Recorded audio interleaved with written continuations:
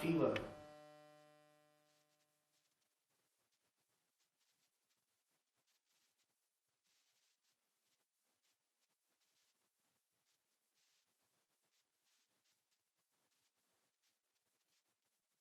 Prescribed more than 4 anti-epileptic drugs, still they are getting seizures, then surgical intervention should be considered.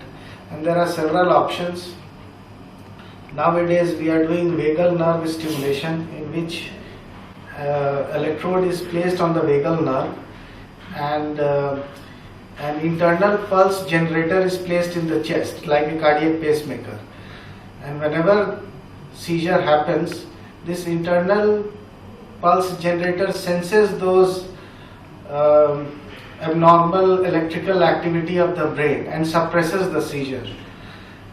Other surgeries also can be performed in children if they are having refractory epilepsy. But having said all that, epilepsy is not a stigma, and most of these children, if they are not mentally deprived, they lead a normal life. And 80% to 90% of children who suffer from epilepsy can be treated by medication. Only 10% need surgery. Rather than in adults, if they have a seizure after they are grown up, that means after 20 years of age or 25 years of age, it should be looked with suspicion.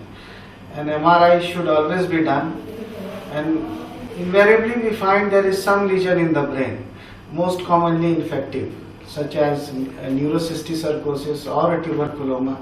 Sometimes after 45 years of age, first seizure is indication of a low-grade glioma.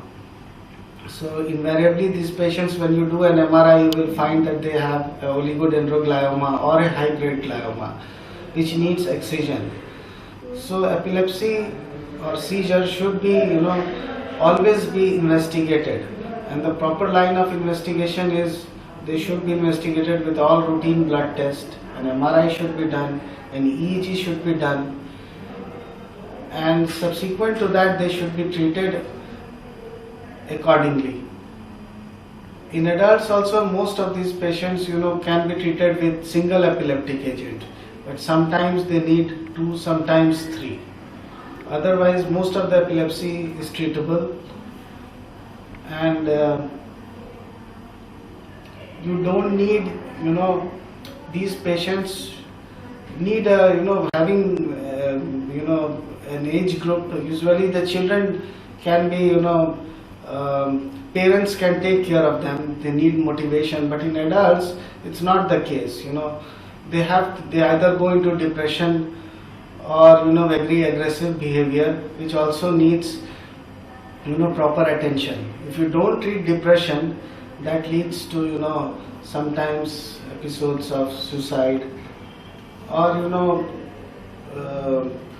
they can develop psychic phenomenon. So this is something that should be avoided. So moral counseling and appropriate psychiatric evaluation sometimes is needed.